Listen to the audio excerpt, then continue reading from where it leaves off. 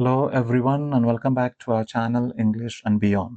I am CJ Roy and in today's class we are going to revise the tenses, the 12 tenses that we learned earlier, and in this video we will revise all that we learned, and then that will help us to help you to understand tenses in more depth. So let's start today's video without wasting any time. Let's dive into the concluding video on tenses. Well, if you remember, we started with an introduction to tenses where I explained about three persons and their numbers. So those of you are still having any doubt regarding this one, let's remove that for once and for all. Well, we have in English three persons: first person, second person, third person, and all these persons have numbers. Either these persons are singular, we use them as singular, as one, or more than one, which is plural. So we know first person is singular is always I, and plural is always we. Second person, both singular and plural, we use you. And third person, we have singulars, and then we have plural. So singulars are he, she, it, and plural, they, third person. Now let me tell you, these are personal pronouns. Pronouns are used instead of noun. So you can replace these pronouns with any particular noun that you wish. Of course, I and you will be always I and you. We will be normally we. The whole changes take place. The nouns, the real nouns will take or replace totally he, she, it, and they almost always. And that is third person singulars and third person plural. So he is a masculine gender.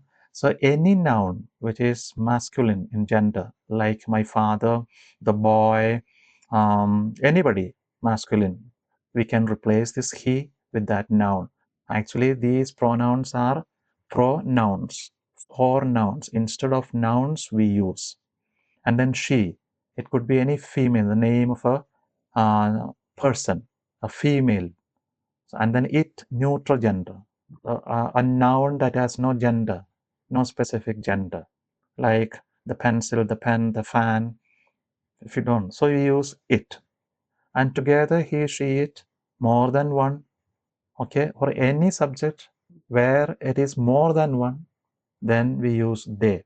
So they, the children, the parents, the teachers, the students, the members, the doctors, any noun that you take, which is plural, then instead of those such nouns, we use they. So finally, I hope it is clear, 100% clear to each one of you. So we have three persons and they have numbers. Now, what actually we are going to do, or what did we learn in tenses? We only learned this much, that we learned how to change the verb forms, both auxiliary and main verb, according to the subject.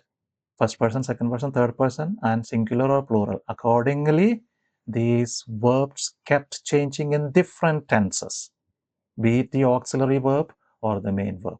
That is what actually tense. And this is where we make mistake. Whenever we talk, we communicate, what happens to us is that we do not know the subject-verb agreement. The verb has to agree with its subject in number and person. That is the rule. The verb, be it auxiliary or main verb, whenever we use, it has to agree with its subject in number and person. First person, second person, third person, we have different forms of the verb. And then if the first, second, third persons, if they are singular, there is another form. If they are plural, there is another form. So remember the golden rule. A verb has to agree with its subject in number and person. This is what language learning, English learning is all about. We are not forming the verbs correctly according to the number and person. That is our problem.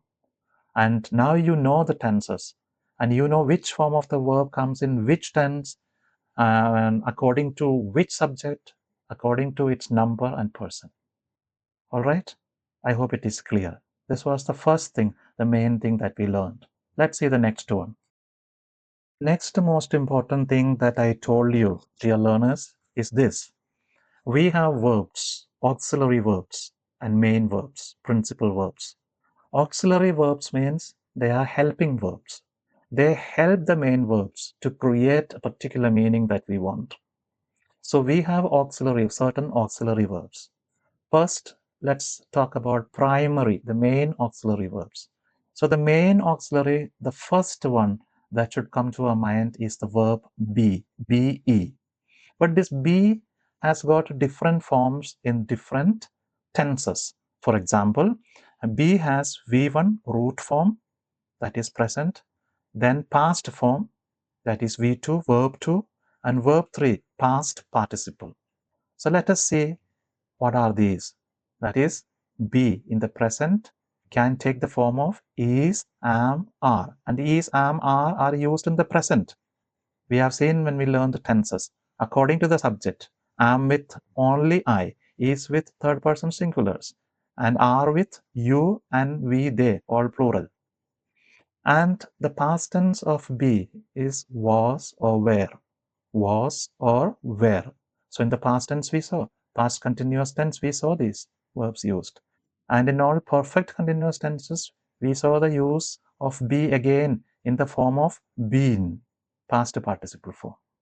And then we have, has, do, does. They are also primary auxiliary verbs. Have, has, do, does. And have, has, had. Past perfect we use had. Have, has in the present perfect we used. And then we have a modal auxiliary. Some other type of auxiliary is called as modal auxiliary. MODAL. And they are will, shall, can, may, might, must, ought to, and they have their V2 forms like will change into would, shall into should, can into could, may into might, and must, ought to, they don't have any specific forms there. And then we have to, has to, had to.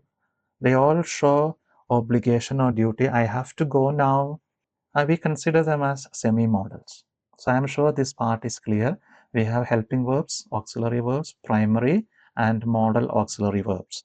And all these verbs, be, is, am, are, was, were, been, we used, have, has, had, we used, do, does in the present tense, and did in the simple past tense we used, will, shall we used in the future, and may, might, must, all these things we have not used, but then they are all modal auxiliaries which we use in the present tense as well.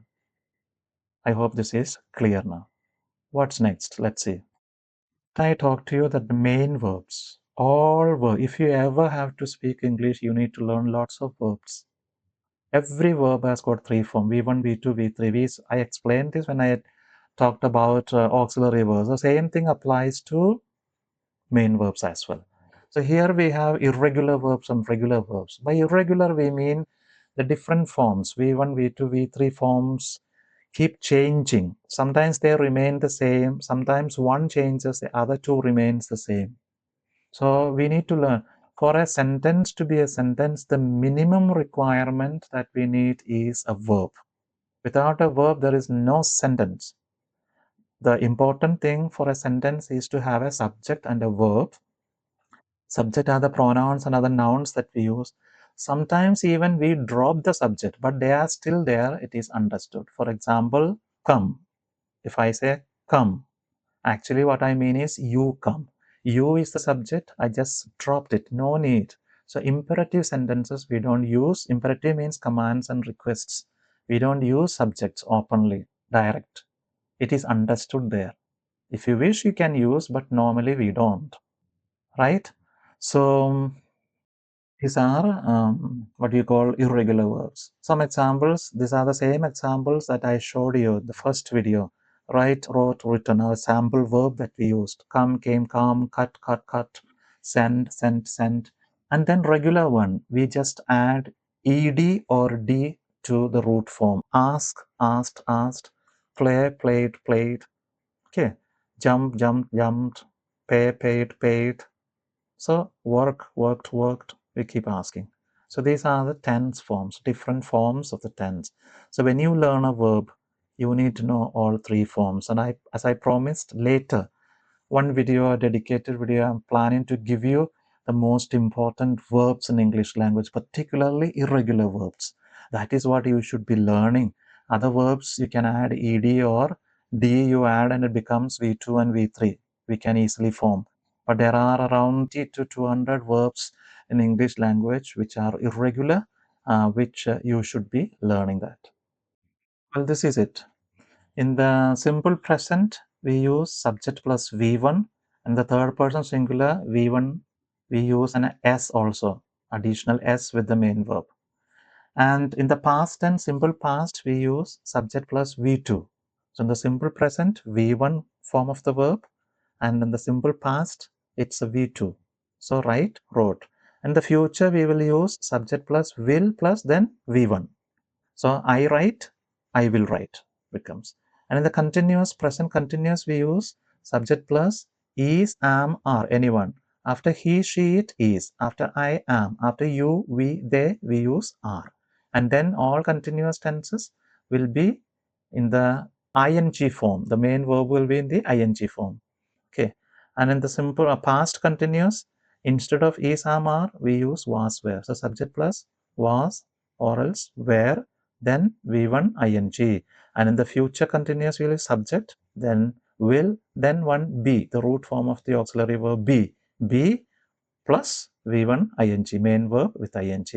The present perfect tense, we have subject plus has with third person singular he, she, it, and have with all the other subjects. And plus we have, has, and then all perfect tenses we use V3 format. The past perfect we have subject and then had. Okay, the past tense of has, have, had, then V3. And the future perfect we have subject plus will or shall plus have, then V3. I will have written. So 3. And in the present perfect continuous subject plus has or else have plus been plus main verb with ing. And the past, same. That has, have you change into had. So subject plus had plus been plus V1 ing. And the future, again subject, futurity will be shown by will or shall, and then have been verb with ing. I will have been writing a letter. So this is what tense, easy to remember. So take a screenshot of this as well, and you just go through this one, play it in your mind until you get this. And finally, you should be able to say, wow, now I know the tense. And if you are thorough with tense, I want you to spend as much time as you can on learning tenses. Once you are clear about this one, you will not know the value now, but you will realize this later when you learn other grammar, because most of the other pieces of grammar directly depend on the tenses. Many students fumble or they flounder when it comes to learning grammar because they do not have the basic thing, the foundation, that is the tense.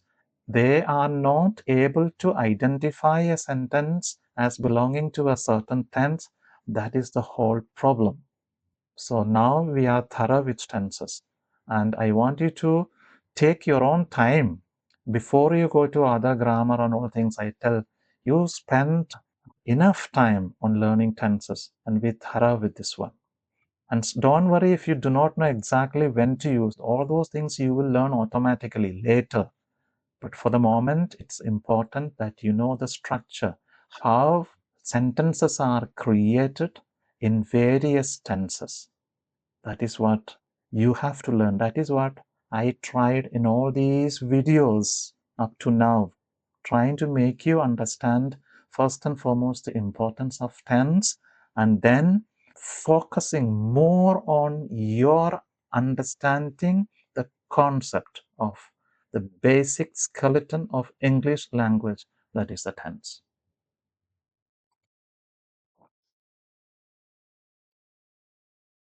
Friends, dear learners, that completes our lesson, this revision of tenses, and that completes the tense series as well. And I'm sure this series, this tense series, has been a very useful one for you. And I believe that you are learning it. You are not going to leave it halfway. Do not be frustrated, disappointed. Keep your patience, keep cool, and start learning this. If you haven't started, start now. There is still time. So I want you people to be perfect. If you are, as I said some time back in some video, even if you are woken up in the middle of the night and give you a sentence, you should be able to say, yes, this is past perfect tense, this is present perfect continuous tense, this is simple past, this is simple future. You should be able to identify. Once you are able to identify, you are good to go.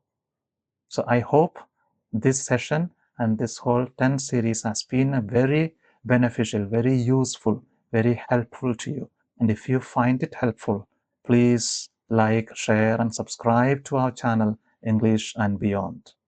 Until we meet again until we meet again in the next video with some other topic, I want you people to keep learning, keep practicing, and keep growing with English and Beyond. Thank you for watching. Take care. And then that is the end of today's class and also the end of our tense series. I hope it has been a wonderful journey for you with me, helping you, making you understand the importance of tense and teaching you how sentences, various sentences, are to be formed in different tenses according to their subjects and according to their numbers here. So I want you people to spend some time revising this one and getting it very clearly registered into your brain.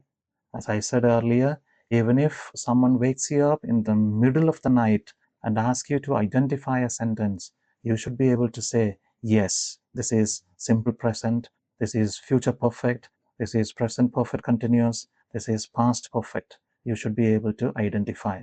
When you are able to identify, then your real journey starts. Because as I said, most of the grammar pieces, they directly depend on tenses.